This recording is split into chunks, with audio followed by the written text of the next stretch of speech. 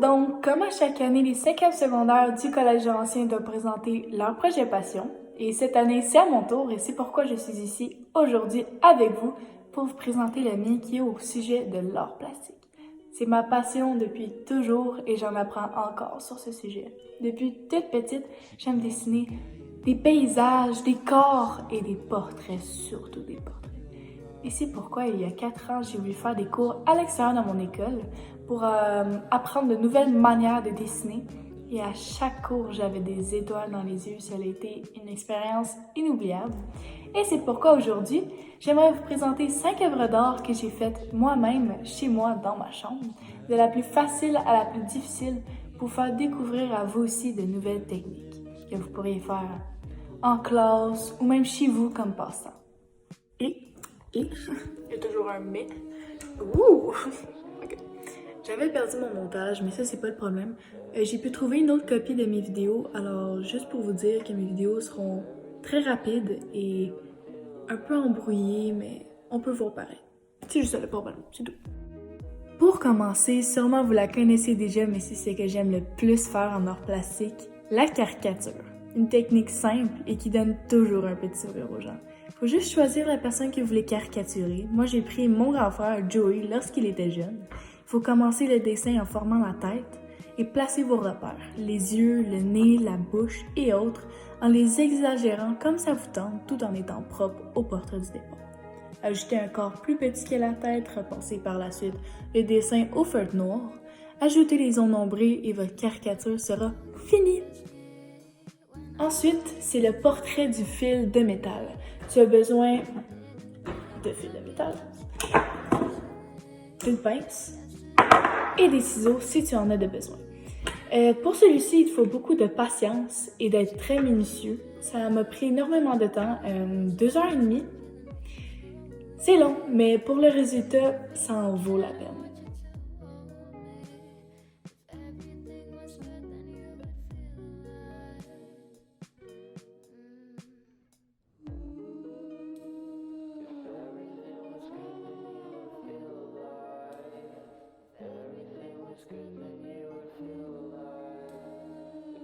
Comme troisième technique, j'ai choisi le découpage de photos. Ça a l'air facile dit comme ça, cependant, ce n'est pas juste un découpage de photos. C'est d'une seule personne, de plusieurs angles, de côté, de plus proche, de portraits. Et il faut essayer de toutes les unifier ensemble. Comme exemple, moi j'ai pris Johnny Depp avec plein de photos de lui, de rôles qu'il a fait dans plein de films que j'ai adorés. Et tu n'auras juste besoin, par exemple, d'une règle. Et si besoin, pour découper les photos, un scalpel. C'est un scalpel? Maudit. Ainsi que de la colle liquide et un pinceau pour mettre la colle sur la photo et en arrière, ainsi que des ciseaux.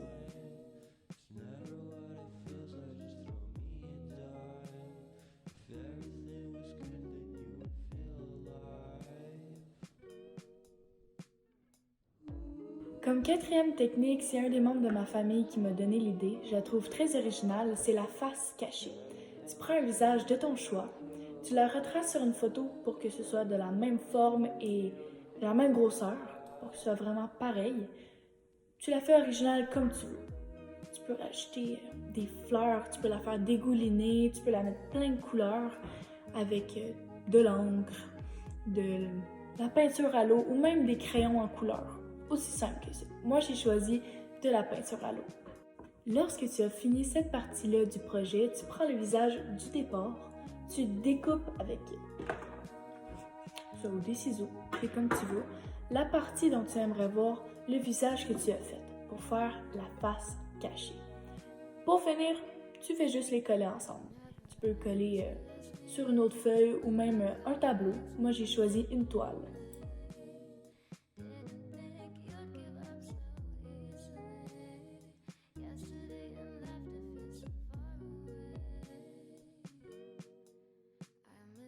Pour finir, cette technique a été un défi à faire pour moi, le papier bulle. Il te faut du matériel qui ne se retrouve pas chez toi, alors il sera plus difficile à faire.